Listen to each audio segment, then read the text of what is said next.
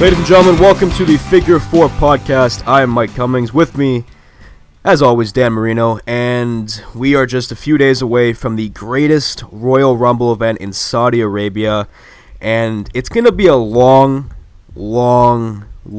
show, but there were some things on Raw and SmackDown this week that we will get to first, and then Dan and I will give our predictions for the greatest Royal Rumble in Jeddah, Saudi Arabia, this Friday. So Dan, thanks for joining. Yeah, honestly, I was the first thing I was very intrigued about for this week's Raw and SmackDowns was Miz TV finally returning to SmackDown Live. It's been like a year. I mean, I guess since Miz has been on SmackDown Live, but we finally got to see it, and it was supposed to set up the feud that I think everybody wanted to see, Daniel Bryan and The Miz, and it's something that's been teased for a long time. Bryan's been bringing it up on social media and even requested that Miz be brought back to SmackDown so that they can kind of settle their beef. But Bryan was not The Miz's guest for this week's Miz TV. Yep, that was Big Bad Cass, or what is it? Is it just Big Cass? It's just big Cass. Big old Cass. I feel like I want to just add something in the middle, like Big Old Cass. I like Big Old. I'm only gonna call him Big Old Cass. Big casserole. Exactly, perfect. But no, it was interesting. I think they kind of made it clear last week that this was probably going to be what Bryan's first post WrestleMania rivalry or feud or whatever was going to be Big Cass. And I mean, we touched on last week how it's kind of a letdown, but I do appreciate the fact that WWE tends to kind of put big matches on shows that aren't as big. Like the one example that always comes to my mind is the triple threat match between the Shield was on Battleground, right? But that's like a WrestleMania or SummerSlam match. And I think The Miz and Daniel Bryan, that kind of a match deserves to be at SummerSlam or WrestleMania or even Survivor Series or one of like the major ones like that. So I do appreciate that they're pushing it off a little bit. They're still building tension between the two and building anticipation for us to see them finally come to blows. I mean, this is years in the making, so you know, we're already used to waiting for it, and I think it's going to be awesome when they do it. But we'll see what happens with Big Cass, man. How did you feel about his promo on Tuesday? You know what? I was when I look at Cass, I wasn't always sold on his mic skills, and I mean, obviously he has better skills than I would. But you know, when he was. Don't just make assumptions like that. You don't know. Hey man, you know he doesn't have a podcast, so you know exactly. I'll say that he doesn't have a podcast. But one thing I like with Cass was when he was with Enzo, it was such a great contrast because obviously Enzo was out of this world good on the mic, or he was on the mic. I know people may not be fans of what he did, but I liked it. And with Cass, just kind of like the silent big guy who would just talk slowly and was really intimidating. It was a great contrast. So I thought that wouldn't work too well on his own, but he really surprised me on Tuesday night. And it seemed cool. Like he was really invested in what he was saying, and it was almost like you could believe him. You know, he made a great point. The day he was cleared, so to speak, Daniel Bryan was cleared to come back. So it was cool how he's bringing that up, and I like how that's building the feud. He's jealous in a sense, right? But obviously, Bryan's the much bigger star, but Cass is out here to prove that that's not true. So I really like what he was saying.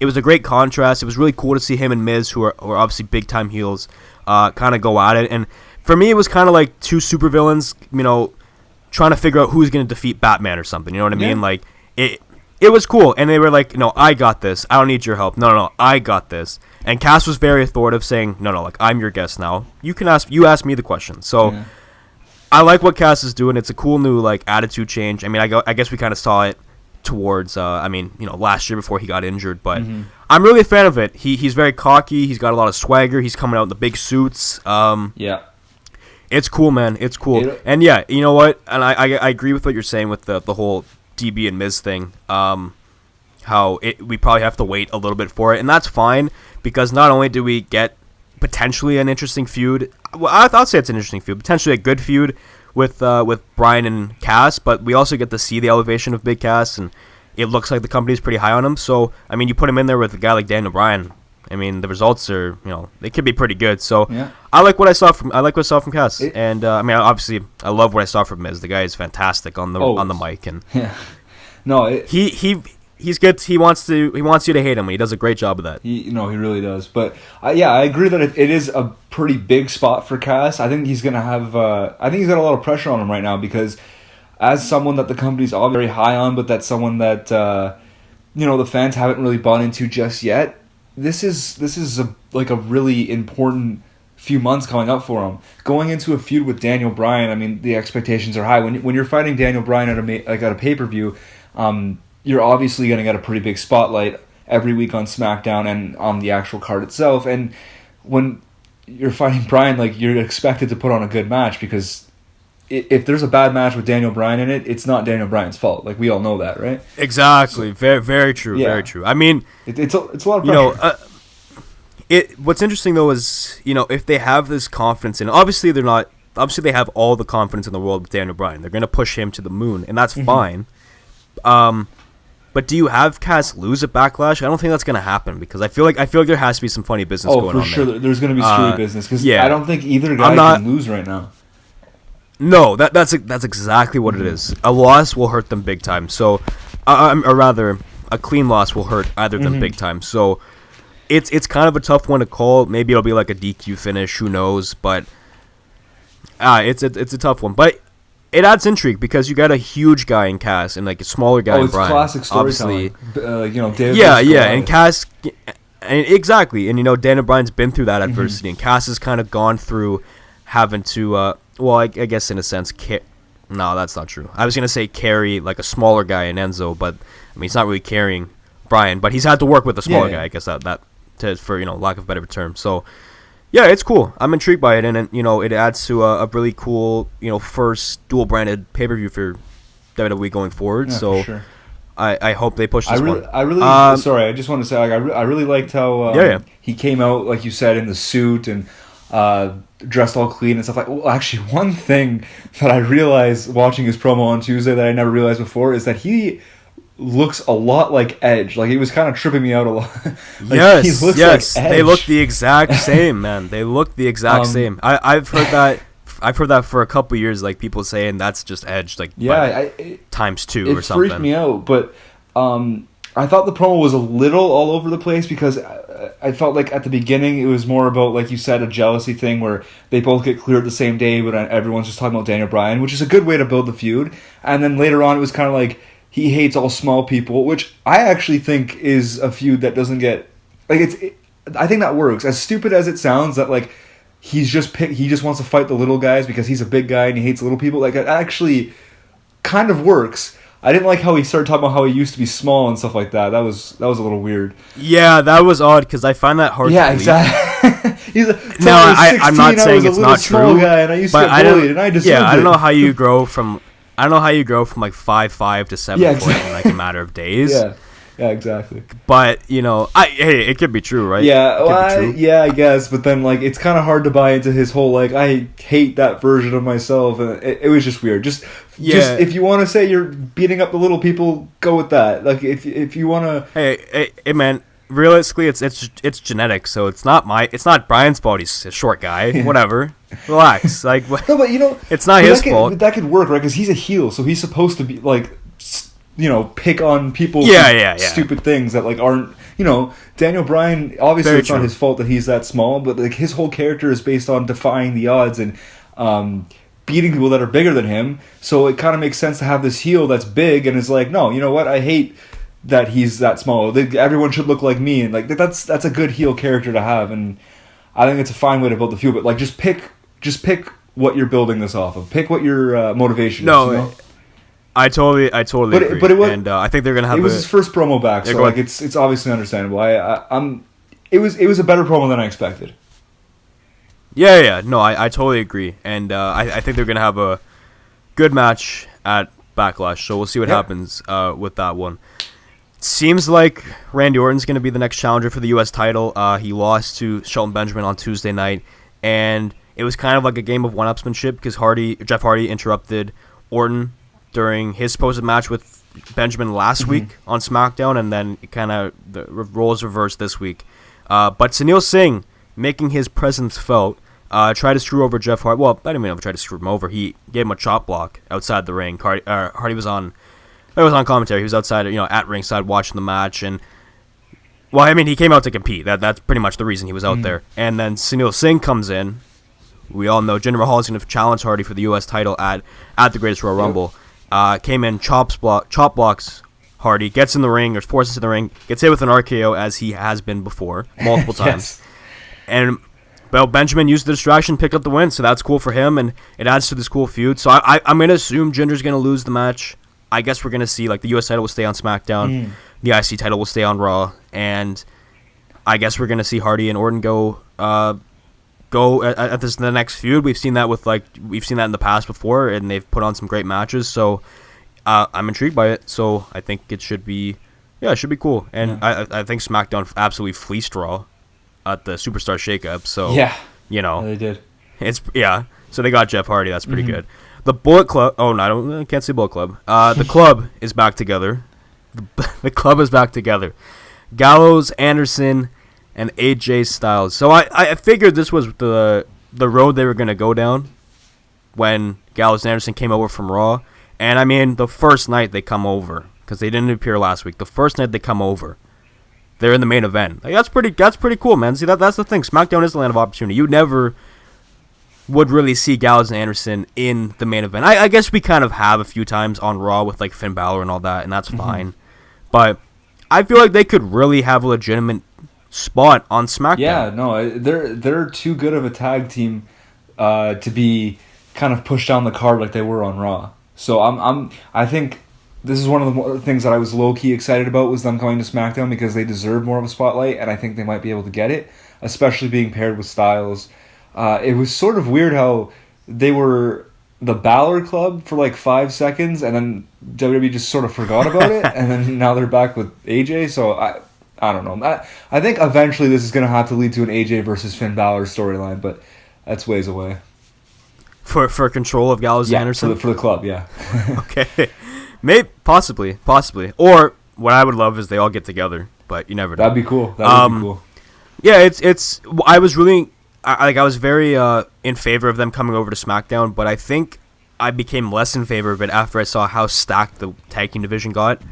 I just don't think they're gonna get that spotlight, unfortunately, and I still believe that Sheamus and Cesaro are heading back to Raw. I still believe it. Holding true on that one. Okay. If I'm wrong, I'm wrong, but I hope I'm right, not just for my sake, but really just for the tag team division's sake, because like you said last week, you might have these times where, the Usos or the New Day, they're off TV for a few weeks or something like that, right?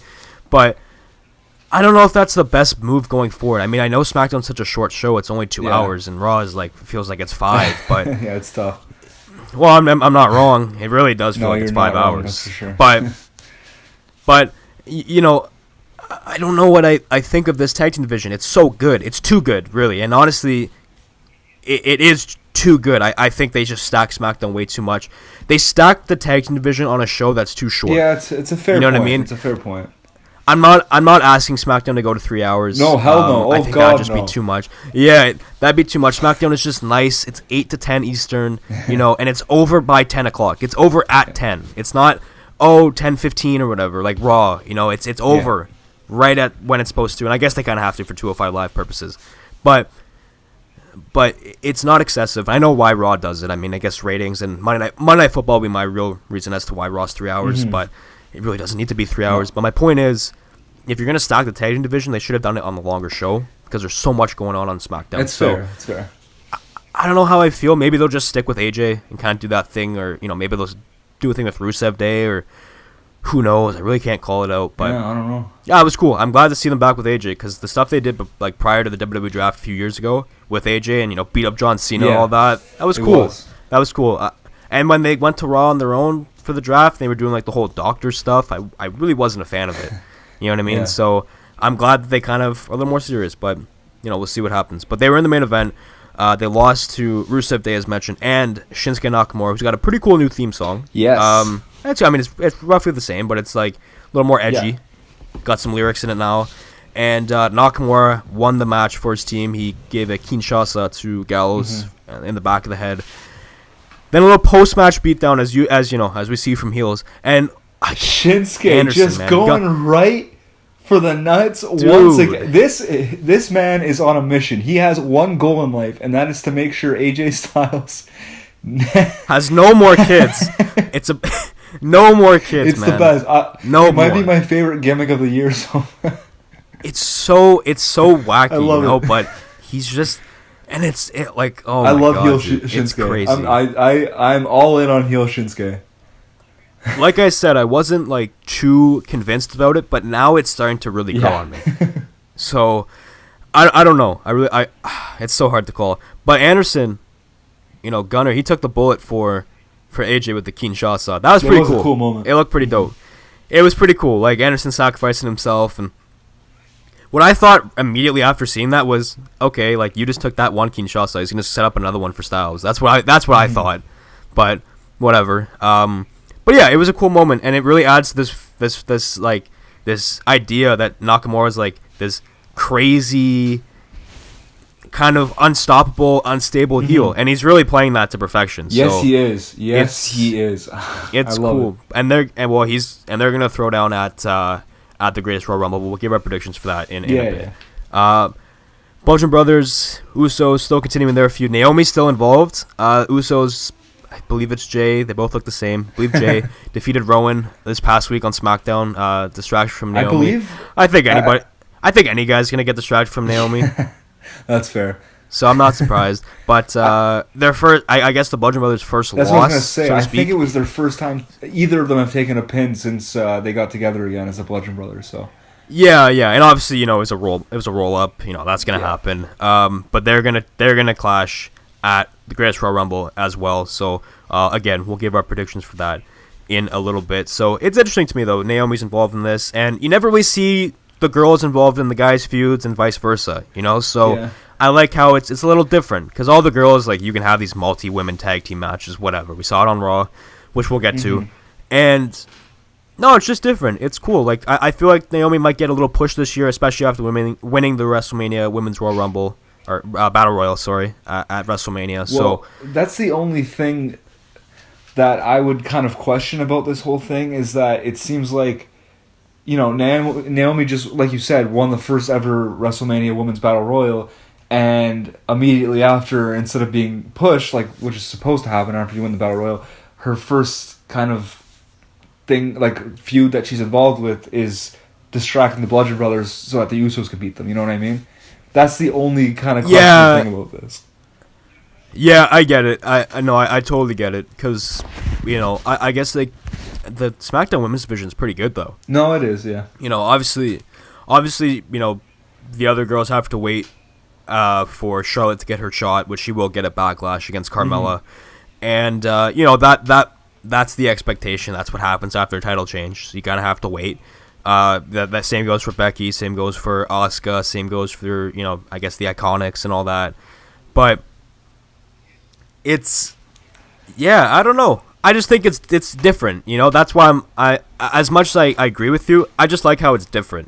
Yeah, it's fair. We don't really see it, so I'm cool with them taking a shot on this, and we'll see what happens. Like, I don't know. I know they're really against like the man on women violence. They're all for the women on man violence, of course, which is that's how that's how things are nowadays. Not is what it is, but I feel like we kind of have to see something where Naomi gets like run over by somebody.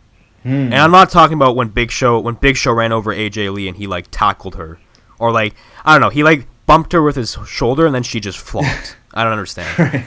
to this day. But I feel like it's gonna be a thing where like Harper's coming with like a big boot and he catches Naomi or something. Like it's got to be something cool. Yeah, I can. See that's gonna get you mega heat for hitting a woman. Yeah, for sure. And I agree. Don't hit a lady. I understand. Probably don't do that. I totally agree. Probably not. Yeah, idea. Don't do that. Probably gonna recommend you don't. Probably makes you a bad person or whatever. So just try not. Yeah, but that's the thing. Harper doesn't care, man. They're here to bludgeon. You know what I mean? So they're here to bludgeon. I like that. That's what they do, right? Yeah. And they're brothers apparently. So, I don't know, man.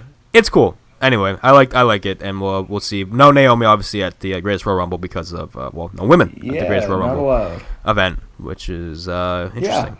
No, I guess that's how things are, right? So it is what it is. Yeah. Raw quickly. We'll do Raw, and then we'll go to the Greatest Royal Rumble because we got a lot to get over. Yeah. Roman Reigns, Brock Lesnar, same old. I'm gonna win. No, I'm gonna win. Blah blah blah blah blah. Prediction. Paul Heyman not. Spoiler, and then Paul Heyman's not gonna be there on Friday. Paul Heyman will not be at the Greatest Royal Rumble. He was never booked. He's not there. Not sure why. PW Insider confirmed that. No reason as to why Heyman's not going to be there. And I thought, Brock's not going to have his manager. That's going to suck. But it's not like Heyman interferes in matches. He just yells. Exactly. You know what I mean? So it's not bad. I guess, it's Paul Heyman. You want to see him. I want to see him. Yeah. Paul Heyman's great. The more I can see Paul Heyman, the better. I'd rather see Paul Heyman over Brock Lesnar. Yeah, no, for real though. I couldn't even be more serious about that. But yeah, no Heyman. So no Heyman at Greatest Royal Rumble. So Brock will go at it alone in the steel cage against Roman Reigns at the Greatest Royal Rumble, which we will get to as well. One that you really want to talk about, Elias. Yeah. Picking up the win over Bobby Roode. Yeah, well, see, I found it really interesting because, we were talking about this before we started recording, but it was hard to tell if this was a clean win for Elias or not because it was a roll-up, but it was kind of one of those weird things where Roode wasn't really kicking or anything. It looked like he was just knocked unconscious from, I guess, hitting his head off the. It was a weird move. He just pulled him into the ropes, and then rolled him up. And even afterwards, when you get rolled up and the wrestler jumps up and starts complaining and stuff like that or freaking out, he didn't do that either. He was just kind of on the mat for a bit. So it felt like a clean win. I don't know what that means for either guy. Are they just kind of trying to make up for the fact that Elias hasn't really done a lot of winning since he got a bigger stage, or I don't know what it means for what they think of Roode, because I was kind of excited last week when Roode was revealed at the end of the show during the main event as the last guy to come over to Raw, and I thought maybe they had big plans for him, but this kind of makes it seem the other way. And do you think they're going to feud, or is that going to be a thing going forward? I guess so. With Raw, there's so many overlapping feuds, so I feel like this is just going to bleed into something else. Yeah, that's fair. Yeah. But it's really hard to say. I don't know. I feel like they still have high hopes for the both of them. I feel like they're both going to get pushes, but yeah, Elias doesn't really win. Yeah. You know what I mean? He just kind of comes out and he either sings or loses. Yeah, so he probably needed something like this, but I don't know, man. I think Roode really needs to turn heel. We've been talking about it for 2 or 3 weeks. Oh, now, for sure, yeah, for I think sure. he needs to turn heel. For sure. Absolutely. I've been saying that since he came up. Yeah. So, yeah, it's. I don't know. I thought it was a good heel win for Elias.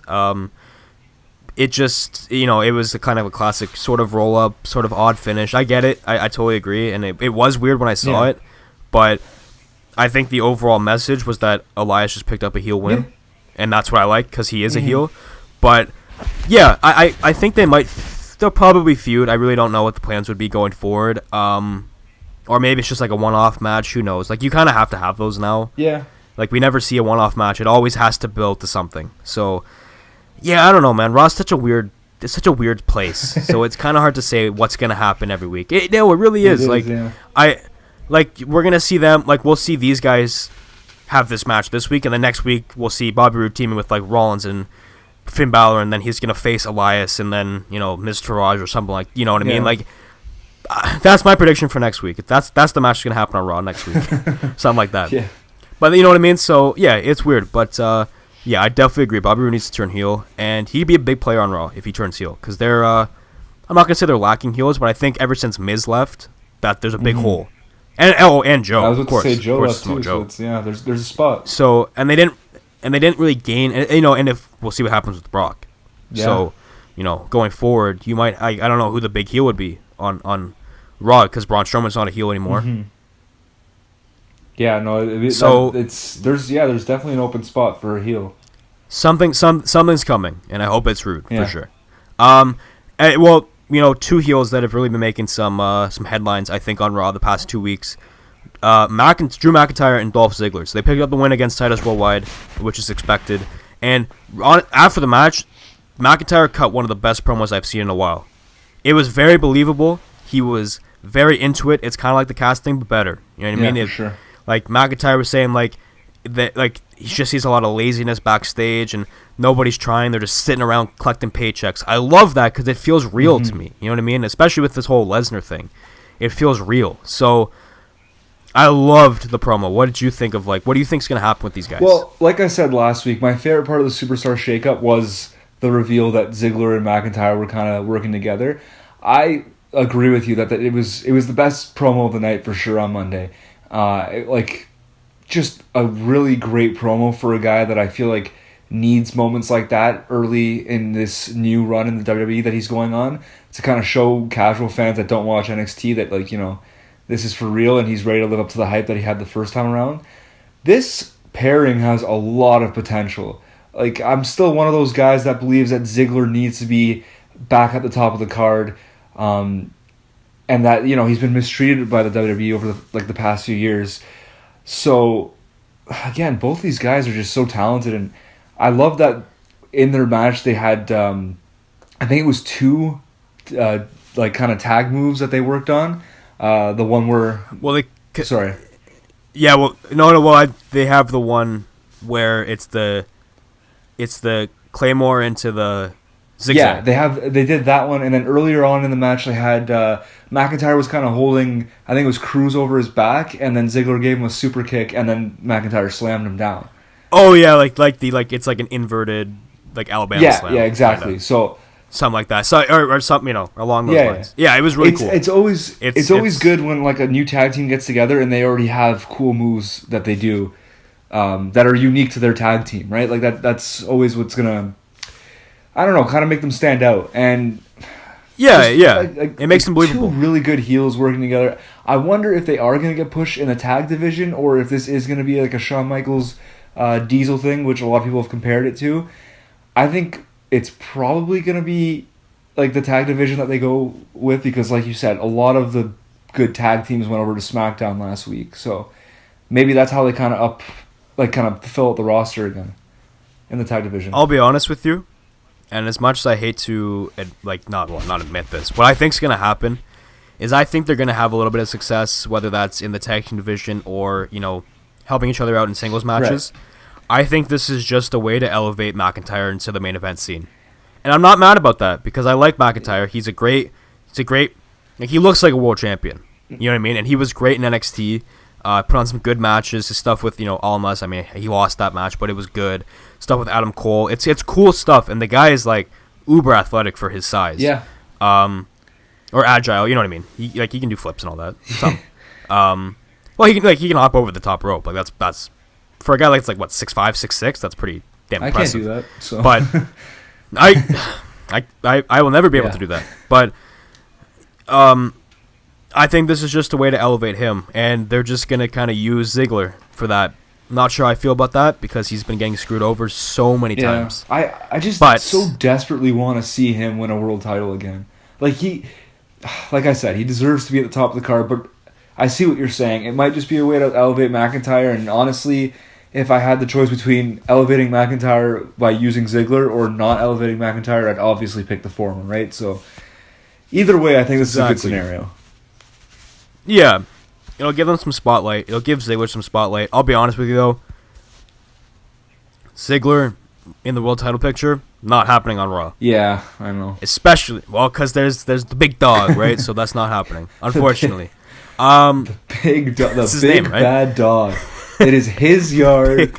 The biggest yard. and baddest of dogs. This is his yard. It's his yard. The big dog. It's actually I'm not sure if you knew that or not, but it's his yard. Anyway, sorry. It's alright. We got to close out Raw and to close out the week before we get to the predictions. We'll do that quickly. Ronda Rousey making her presence felt in the 10-women tag team match. Try to snap the arm of Mickie James. Yeah. So Natalya getting her nose in business. She doesn't. Well, I mean, I don't know. She's always look, she's been on Raw for 2 weeks, and she's always getting into something that she doesn't need to be in, and then Ronda's got to come out and save her. Last week it was Absolution, who are now on SmackDown.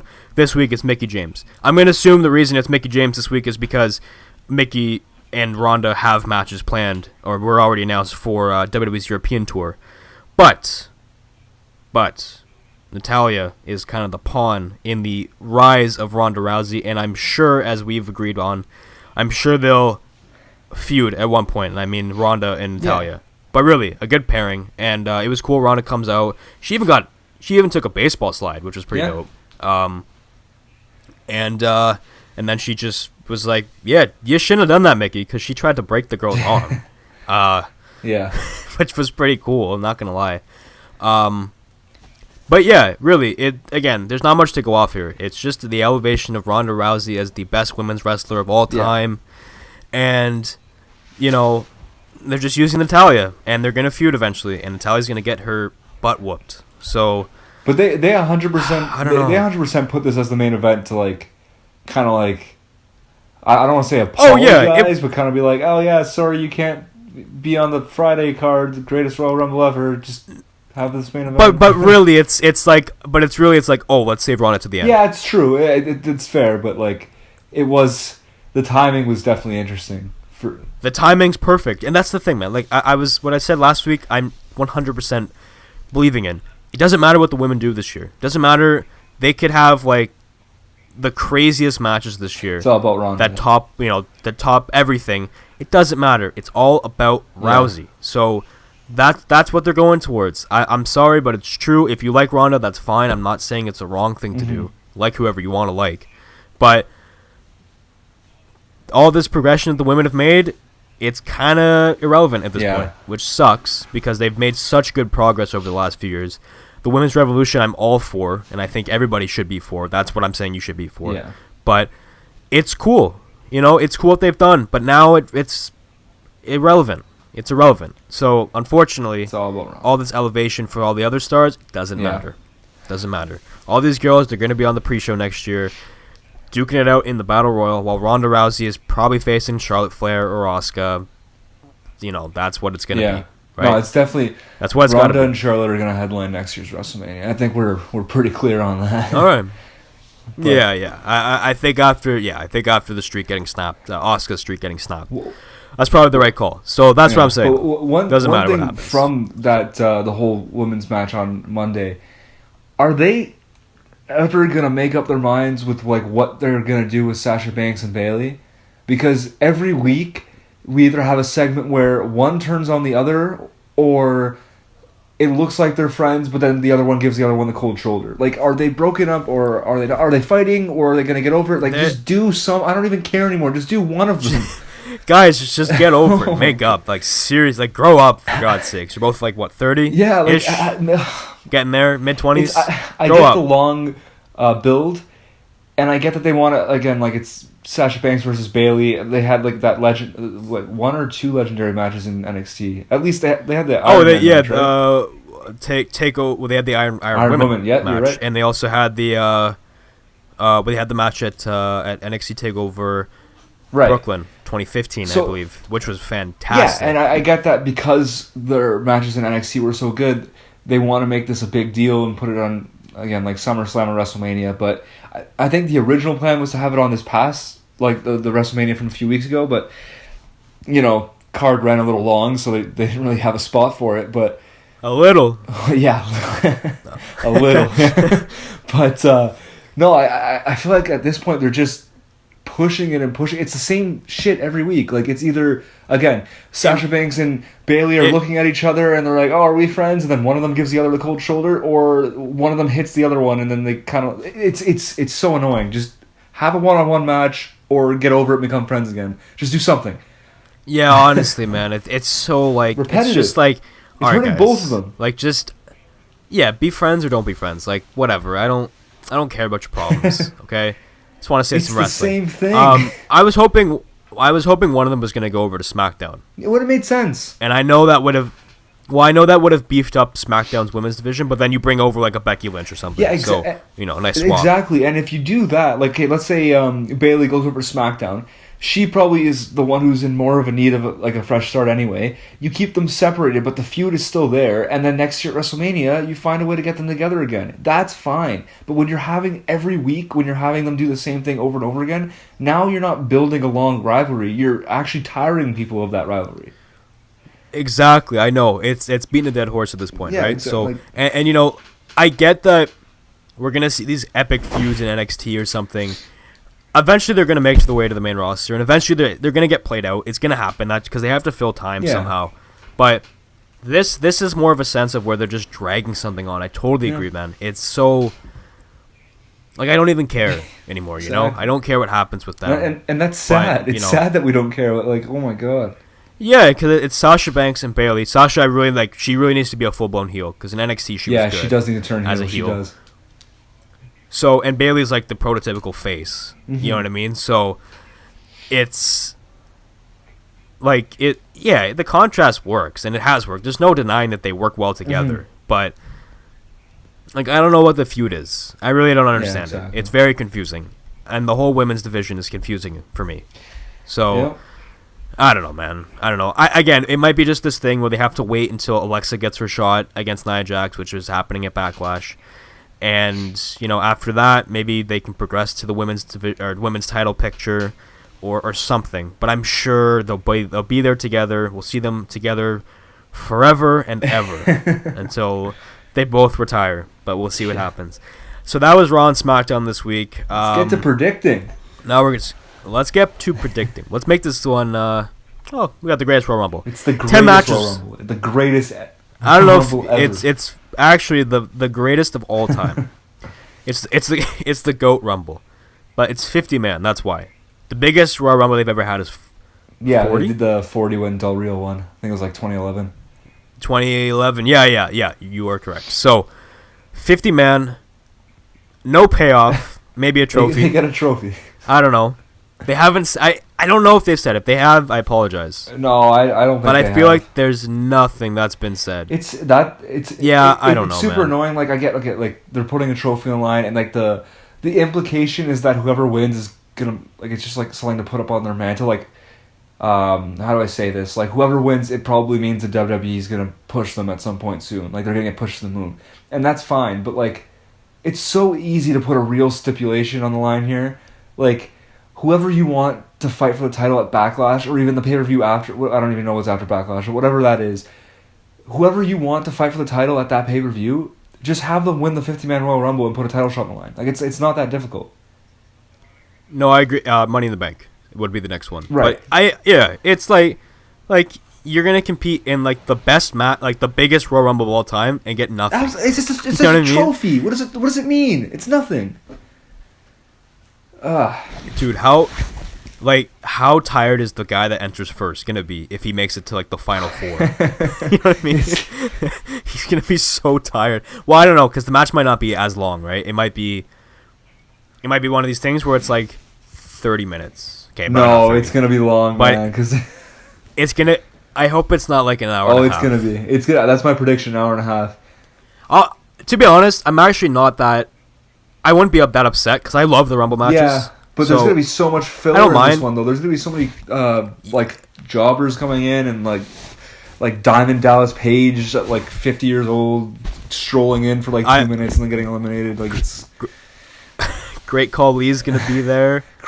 Wait. We just appreciate that the Great Khali is making his return to the WWE on Friday. Like, that makes that makes up for everything. That makes this match must-see television. The greatest moment in WWE the whole show of this past decade was that man showing up at the Punjabi prison match between Jinder Mahal and Randy Orton last year and then never being mentioned again. That is such a random thing. That's so random. And nothing happened I barked out so hard. It was the dumbest, craziest, just best thing ever. I'll admit I didn't mark out when I saw that. I marked out in the worst way. But it made no sense. It makes no sense. Mike, I think when his music hit and he actually walked out, I started laughing and I didn't stop until like an hour after the show. The most I've marked out in a long time was when AJ made his debut. I did not watch WrestleMania live last year, so I missed the Hardys coming back. I would have marked out when I saw that. But I'll admit, I did not mark out for the Great Khali, and I will not mark out when he comes back. The one thing I'll be happy about this year, and I'm sure it's going to happen, is he'll have some sort of thing with Braun Strowman. Oh, yeah.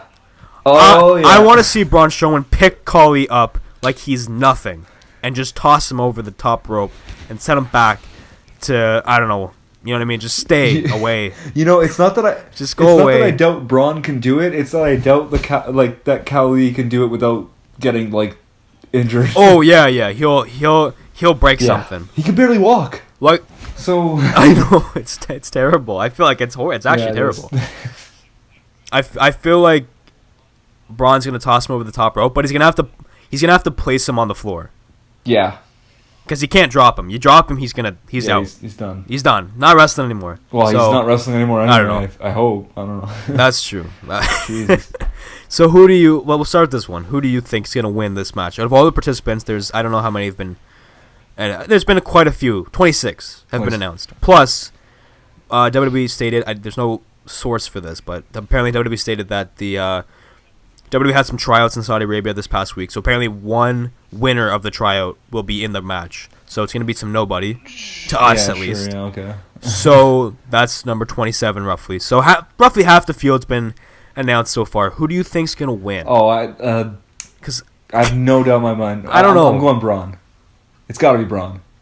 Yeah, I got to go Braun too, man. Honestly, like because there's no actual like stipulation here, like there's no title shot on the line or whatever, you just know they're going to go with the guy that they're trying to push the most. Braun hasn't been in the spotlight much since WrestleMania, but you know they're still hot. Like they still want to push him, and he's the perfect kind of guy to win something like this, right? Like, because he's a big guy. It makes all the sense in the world that Braun. I can't even. How are they going to even get him out, right? Like the way they're building Braun. How would you write a script where he gets eliminated? I mean, it's happened before. Yeah, but not like this guy was kicking out of literally everybody's finisher in the Elimination Chamber match like 2 months ago, right? Like, yeah, that's true. He's pretty unstoppable. Yeah, like it's Braun. Braun's gonna win. Yeah, my pick. Yeah, I'm going to go Braun. You know what? Shane McMahon. What? Did you say? did you say Shane McMahon? No, it's gonna be. I did. It's gonna be Braun Strowman. Or you know what? Nah, you know what? I don't know how they're building this up. I was gonna say Daniel Bryan. But Cass is gonna eliminate him. Big old. Oh Cass. yeah, that's true. Like who's like? I'm just looking at like Elias's Goldust, Raleigh. Oh, Goldust. There you go. I hope so. Gable. Hey, Chad Gable, big win against Jinder Mahal and Raw. I forgot to mention that. We'll see what happens with him. Don't know if that's gonna amount to anything. No WWE, probably not. But I'm pulling for him. Oh. No, I am. He's great. Gable's great. Sorry, that just reminded me though. Do we know, like, are people that are fighting for titles on this card also going to be in the 50-man Royal Rumble? Like, is I don't think so. Wow. So because Matt Hardy and Bray Wyatt, who are competing for the Raw Tag Team titles, were announced, I think, and now they're not. They've been removed. So that's interesting because filling up a 50-man Royal Rumble is going to be tough. Like, there's going to be a lot of filler, but filling up a 50-man Royal Rumble without like some of the best guys in the company, like you got. Like Jeff Hardy, AJ Styles, Shinsuke Nakamura, Seth Rollins, Finn Balor, Samoa Joe, The Miz, Cena and Triple H. Well, Cena and Triple H are going one-on-one. That's what I mean. That right? cancels those two. Like out. That's a lot of people to put in a Royal Rumble without while missing a big chunk of your main roster. Like it's cool because it adds a lot of intrigue. Like, oh, who are they gonna bring in? I don't know the NXT schedule. I was gonna say how many NXT guys are gonna be in that match? Like. I feel like at least seriously half the field. It's all gonna be NXT. It's actually this is just an NXT battle. Like I think Royal Rumble. Sanity and Cien Almas are gonna be in it because they've been like hyped up to be coming into SmackDown soon, but they haven't actually shown up at the show. So maybe this is how they debut. No. They come in the. Yeah, they'll probably be there. I imagine maybe some of the Undisputed Era might be there. Yeah. Like I don't know the NXT schedule this weekend. I did not check. So I don't know if they're over there or not. I'm sure we'll see like some of the UK guys, like maybe Pete Dunne, or maybe not, maybe Pete Dunne, Tyler Bate, Trent Seven, those guys, Mark Andrews. Absolutely. Hopefully some of the cruiserweights will be in there. The cruiserweights like aren't allowed in the Royal Rumble or something. Is that what I'm seeing? Because I don't stop. Like they weren't in in January. I don't think. Okay. and the Chad Gable's in. He's under 205 pounds. Like fine. Right. You know what I mean? But he's not a cruiserweight, so to speak. And in 2017, it was just Jack Gallagher who was the only one, if I'm not mistaken. So yes, there are guys 205 pounds and less. Yeah, but not actual like guys on 205 Live.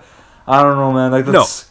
I don't know who they're gonna find. I might show up. Who knows, man? Like I don't know how they're gonna. We might be in the match. I don't know how they're gonna fill. Just saying. Royal Rumble. I'm gonna assume a lot of old school guys are gonna be there. A lot of like returning legends, like Diesel or some shit like that. It's gonna come out.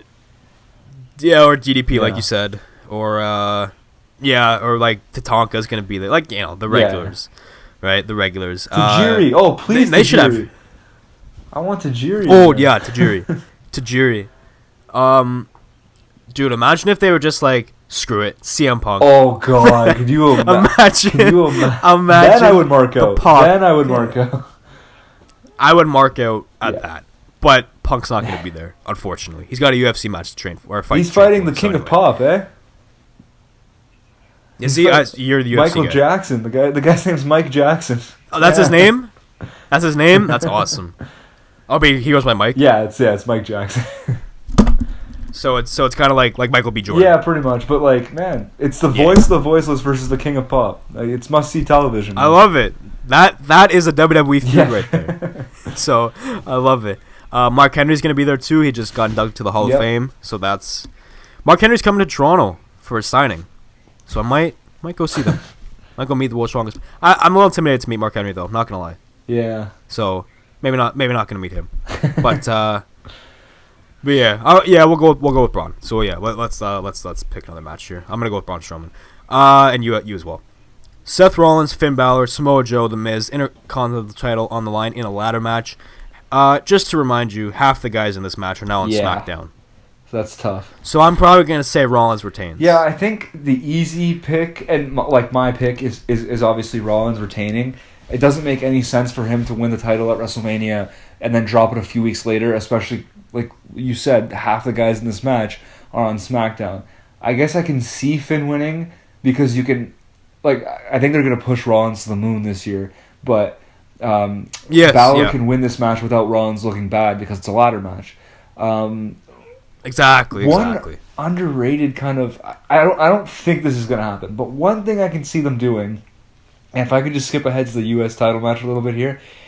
Of course. Jinder takes the belt back from Jeff, which would make no sense because Jeff just won it. But if they exactly. Like if they did all that just to kind of throw people off. This card is kind of like there's a lot of obvious picks because of who's on what show. That's the thing that sucks about this card. Exactly. Right? So true. If Jinder takes the belt back from Jeff, then Joe or The Miz wins the Intercontinental title in the ladder match, you still have the two titles separated, right? Because then the U.S. title's now on Raw, and the Intercontinental title would be on SmackDown. Now, again, I'm picking Rollins because I think it makes the most sense, and sometimes the most obvious result is the best result. Like, I don't know. I just think this event is a perfect example of why they should have waited to do the shake-up after, or at least waited until after the shake-up to announce matches. So they could do actual Raw versus Raw and SmackDown versus SmackDown. Yeah, exactly. Because, like, what's interesting, too, is Rollins and Miz is still scheduled for Backlash. Yeah, and that's super weird. Like, I don't get it. I don't know. Like, I mean, it makes sense now because the pay-per-views are dual-branded going forward. So it's okay, in a sense, right? Yeah, but even with it being dual-branded, like, what's the point of having different brands if they're going to be fighting each other at every pay-per-view? Like, you have to still stick to Raw versus Raw even though you're going to have both brands on each pay-per-view, you still should stick to Raw versus Raw and SmackDown versus SmackDown. Oh, I totally agree. They can't screw up the shake-up. Or not the shake-up, the brand split. They can't screw it up because it's the only thing that works. You can't have one roster because it's too damn big. Yeah, at this point, I got to go with Raw. Like, it makes the most sense, but... You know, I'm gonna say Jeff retains as well against Mahal. Yeah, for sure, and that's my pick. Thinking you're agreeing. So yeah, I think the IC title staying on Raw, the US title staying on SmackDown. Exactly. Just that's just how things are gonna be. Now I already gave you my pick for this match, but I want to hear your prediction. I think Sheamus and Cesaro are gonna win the Raw Tag Team titles and head back over to Raw because it's just too depleted the division. So, are you agreeing with me or? Bray Wyatt and Matt Hardy are going to take home the titles. Yeah, so I'm not agreeing with you here. I think Bray and Matt are going to be kind of like what Orton and Bray were last year, where they win the tag titles and then eventually lose them and then break up and then have a big fight at the end of it all, right? So yeah, like I definitely think that Bray and Matt are going over here. It wouldn't make sense to kind of make them lose this early in their partnership. With Cesaro and Sheamus, not only do I think they're going to stay on SmackDown, but I think the segment they had with the New Day the other day was kind of a hint that it's going to be the Bar versus the New Day going forward in like a non-title feud, like tag team feud. Yeah, I guess. And man, they could do they could have a really funny feud. Like they could have a really entertaining feud, and they'd go in like the ring, right? Well, to cut you off for a second, sorry. Yeah. Sheamus and Cesaro defeated the New Day. Oh, that's right. They ended the New Day's streak, right? Like back on Raw, back in the day. So it's I mean they have the history with one another, so it definitely works. I don't like it because I want the Bar to head over. Oh, I want the New Day to head over to Raw, one or the other, or both. I don't care. Just split like even it out. You know what I mean? But yeah, I don't know. No, I don't think. Well, obviously, New Day's not going over. Yeah. But New Day's not going to Raw. No, they're not. But I get what you're saying, but like, I don't know. It'd be. Sheamus and Cesaro could like take a step back from the title picture for a bit because like they were. Yeah, I guess they were involved with that for like over a year, you know. So do they get? Oh well, I guess never mind. This is never mind. I mean, I'm not gonna be upset if Bray and Matt win because they're cool. You know, they're cool. But I think it'd be the wrong move right now. I think if Sheamus and Cesaro win, they don't win cleanly because they're heels, and then they can continue this feud, and then eventually Bray and Matt can take the titles. Yeah, that could work too. It could keep Sheamus and Cesaro on Raw. So that's my pick. But you're going with Wyatt and Hardy. So yeah. Harper and Rowan, Usos, tag team match for the SmackDown tag team titles. Again, Blood Brothers just won. I'm gonna stick with them. But I mean, I guess Naomi's not allowed to be there in a sense, right? Yeah, that's true. She's not really a factor in this match. Yeah. Again, which is unfortunate, but she won't be there. So, no distractions for the Bludgeon Brothers, and they've beat the Usos before. I know, and the thing is, the Usos are going in with momentum, right? So that they're gonna lose. Yeah. That's how WWE works. So, no, I think Harper and Rowan are going to win. The Bludgeon Brothers are going over. It's but it'd be a good match. What I'm hoping is because they've looked dominant and all that, and like it's great how WWE's building them up as like that scary tag team. But I think it's time for them to actually be able to put on a good. I think they're going to have a really good match. Is what I'm saying. Like I don't think they're going to squash. Yeah, I don't think they're going to squash the Usos again. I think they're going to let them actually have a good match. But the Bludgeon Brothers are definitely going over. Because they're all great competitors. Like Harper, I severely underrated in my opinion. Good. So good, and he's a cool guy. From interviews I've watched and all that, or listened to, I should say. Cool guy. I wish him the best. And Rowan too. I like Rowan. He's just like a unique looking guy, and he's huge. Like I would not mess with him. Yeah, ever. And him and Harper work so well together, right? Oh yeah, and they've had so much history with one another. Yeah, exactly. So, yeah, I think they'll put on a good match. Kalisto won the gauntlet match this past week on 205 Live, so he will challenge Cedric Alexander for the Cruiserweight title at the event. So, again, Cedric just won the title. It's going to be a good match, but Cedric just won. So, I don't know. Like, it's hard to pick championship changes in this because WrestleMania just happened. Yeah, exactly. But Kalisto, I don't know. I just feel like Kalisto, like they just don't really care about him too much, unfortunately. And it's 205 Live, like whatever. I know that's how WWE views it. I get it. So I'm gonna pick Alexander to go over on this one. I don't think it really makes sense to have Alexander drop the belt after just winning it. Like this has been a long time calling for him. I think they're gonna let him have a nice little reign. So yeah, Cedric Alexander for sure. Yeah, like you can't do hot potato with the titles anymore. Like the Sasha Charlotte stuff, like my god. Yeah. Like Sasha's what, a 4-time women's champion? 4 or 5, yeah. Like crazy. How long have those reigns been? Like I think 5 she has days? Like combined like a month and a half maybe. Like it's like seriously, man, ridiculous. Undertaker and Rusev in a casket match. Let's go. So Corey Graves made a great point. The Undertaker, of course, is a vet when it comes to the casket match, but he's never won a casket match on Rusev Day. What? See, This is the sort of in-depth analysis that I want. Love it, in the WWE. That's true. He's never won on It's Rusev that Day. you got to do your research, man. You just do your research, and history shows that Rusev Day, there's never been a casket match won by the Undertaker. Exactly. So but I think that's all going to change on Friday. Yeah, no, this is going to be a squash, man. As much as Rusev is...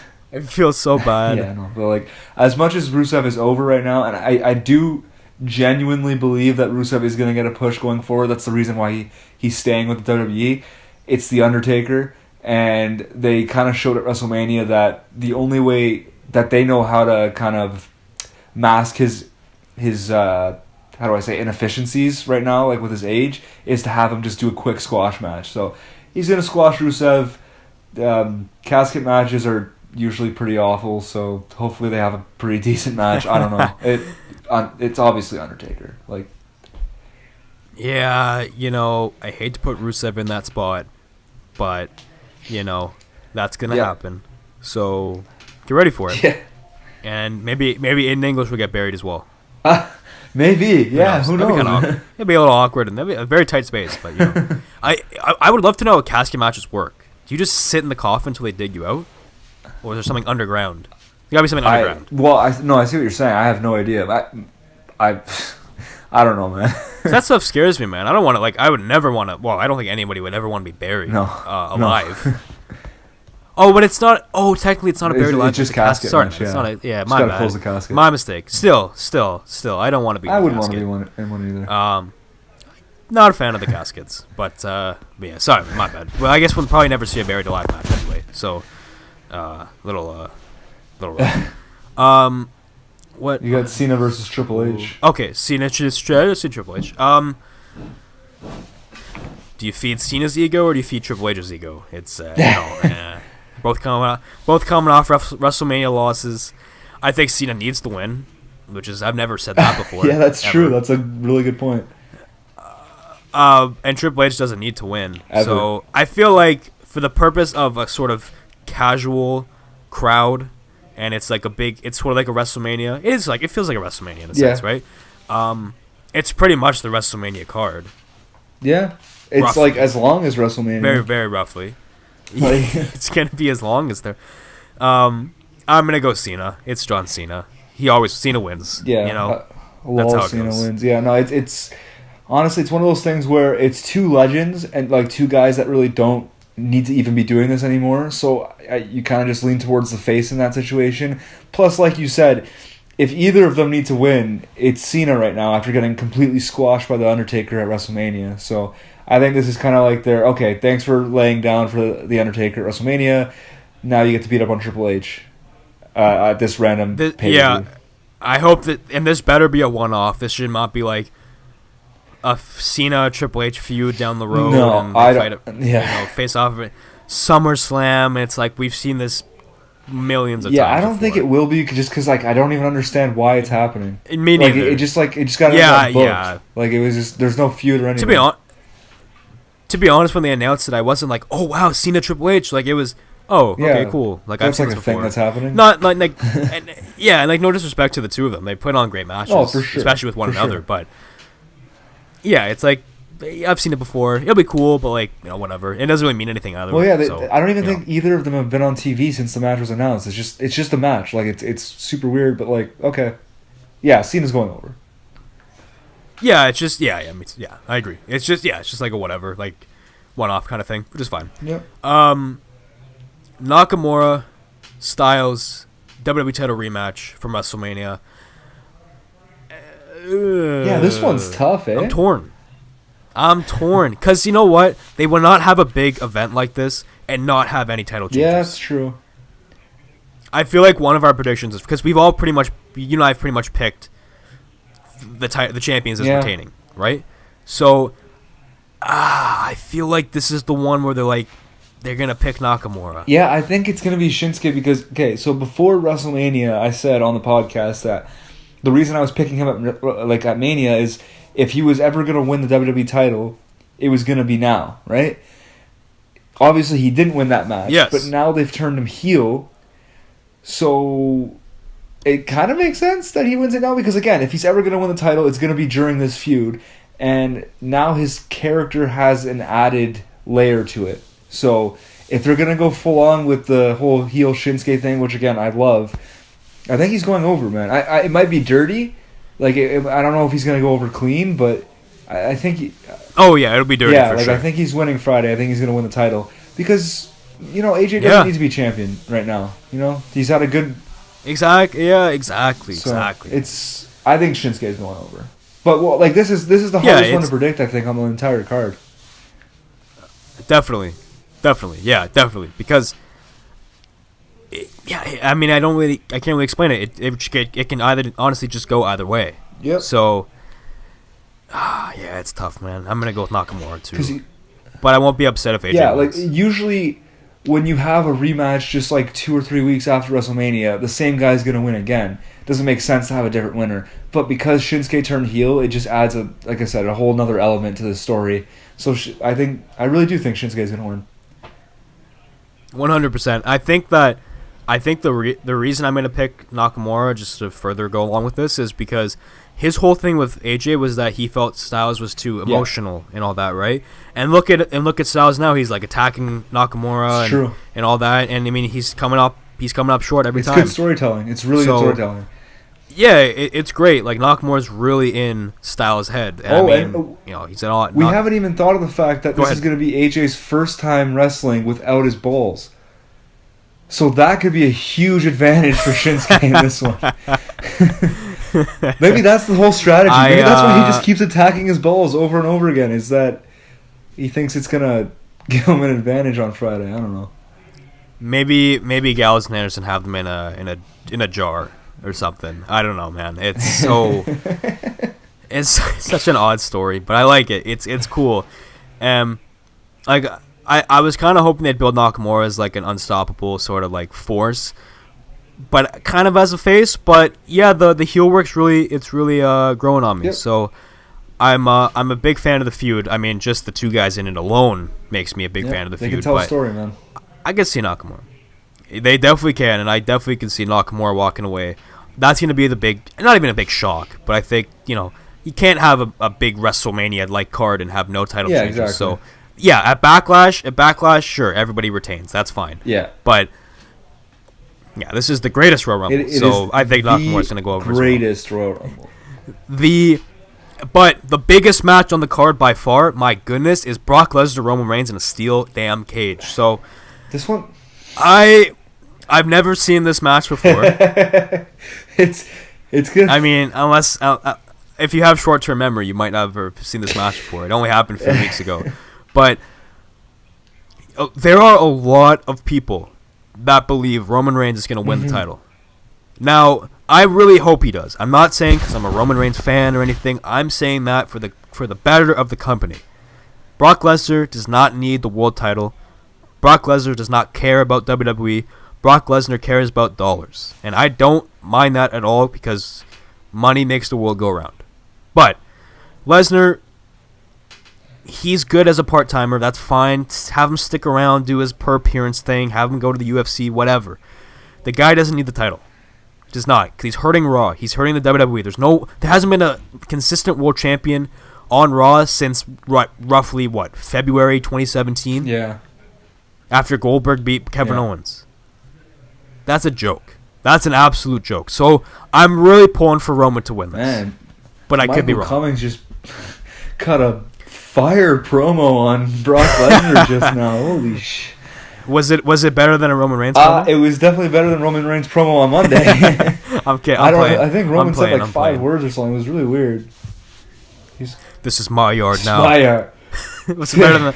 I love that. I love that. No, it's gonna be tough for Brock to fight in Roman's yard. It's gonna be.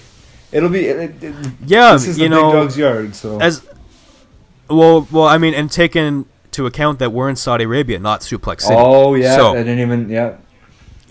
Change of venue, change of scenery. Yeah. Possibilities are endless, but you know what? It's hard for me to be convinced 100% that Roman's gonna win. I'm pulling for him, as mentioned. I don't know. It's tough. What do you think? So you know what? I think this is gonna be the one I'm gonna be a little more aggressive on, and so we can finally have a different pick. but I'm going to say that Bobby Lashley is going to interfere and cause Brock Lesnar the match, winning Roman Reigns the Universal title. That's my prediction. I really, really hope so, because Lashley has not been announced for the Royal Rumble match. Right? So let me confirm that. Well, even if he is, though, he can still interfere in the match, right? No, you're right. No, we're right. Yeah, that's true. That's true as well. It's everyone's been talking about it since Lashley came back, that they're probably going to do Lashley versus Lesnar. Please, God, don't do that for the Universal title. It makes all the sense in the world that they kick off the feud with Lashley costing him the title, and then Reigns takes it, and we can have a full-time champion on the show, and you can have your big Lashley versus Lesnar match at SummerSlam as one of your marquee matches. It doesn't need to be for the title. I absolutely agree with your thinking. Right? And I'm really pulling for you to be right.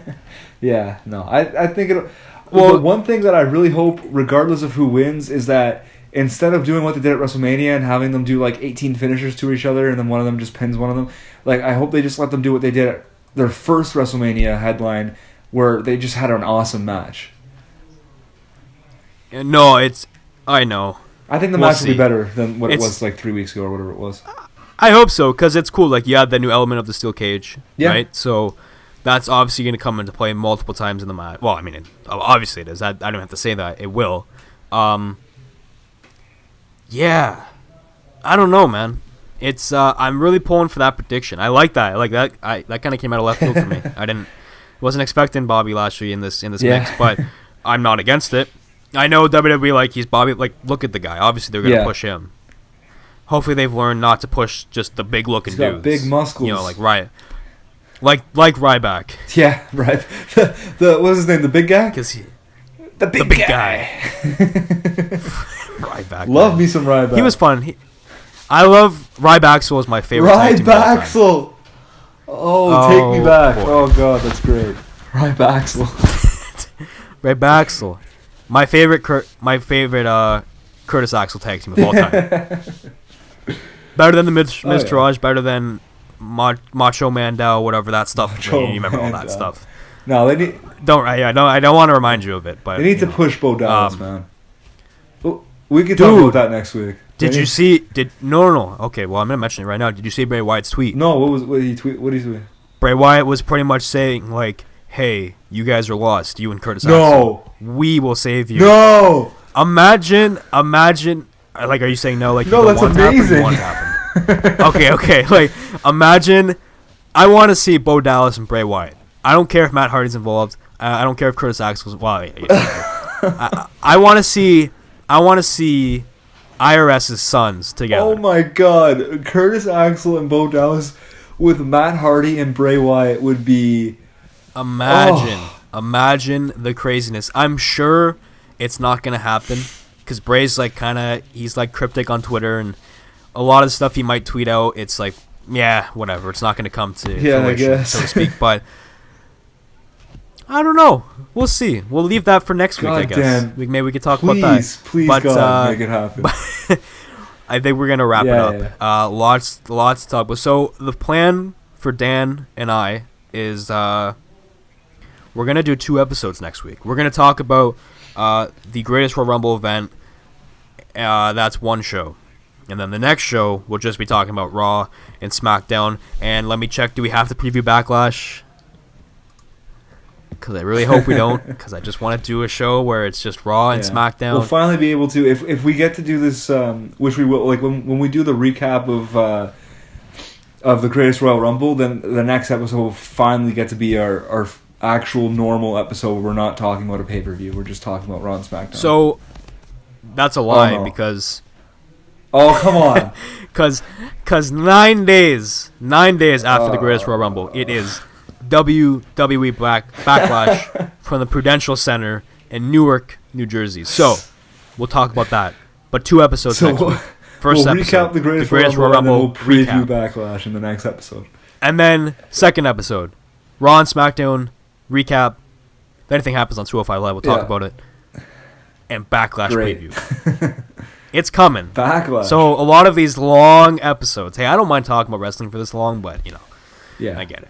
I get the attention span thing. You can follow Dan and I on Twitter. You can follow the podcast on Twitter, rather. Dan and I.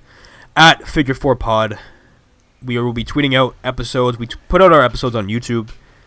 Easiest way to listen to. That's probably where to listen to it right now because it's the only way you can listen to it. But we tweet out all the episodes. We'll pin each episode at the top of the Twitter page. We also tweet out wrestling news. We obviously quote our sources and whatnot. We don't have any sources. We just read what you read. But we put out wrestling news, so you can check that out as well. So stay tuned with all of that. And yeah, I hope you enjoy the Greatest Royal Rumble. Before we sign off, I just want to say a special thank you to our intern that we pay to run the social media account. Pay him handsomely. We pay him handsomely. He's working his ass off right now to get us out there and make sure that you guys know what's up with the Figure 4 podcast. So thank you to this mystery intern that we've got. They are unnamed. They will remain unnamed. They gotta earn that right. There you go. We'll reveal that at a later date. I've been Mike Cummings. That's been Dan Marino. We hope you enjoy the Greatest Royal Rumble this Friday in Jeddah, Saudi Arabia, live on the WWE Network. There's a little plug. $9.99. $9.99. If you sign up right now, you get your first month free. You'll actually get the Greatest Royal Rumble for free as well as Backlash. Yeah, and then after that, it's only $9.99. $9.99. Or if you're in Canada like Dan and I, it's $11.99. With tax, it's like pretty much whatever. $15. But it's like $50. Anyway, it's not true. Thank you guys for listening, and we will see you next week with 2 episodes of the Figure 4 podcast.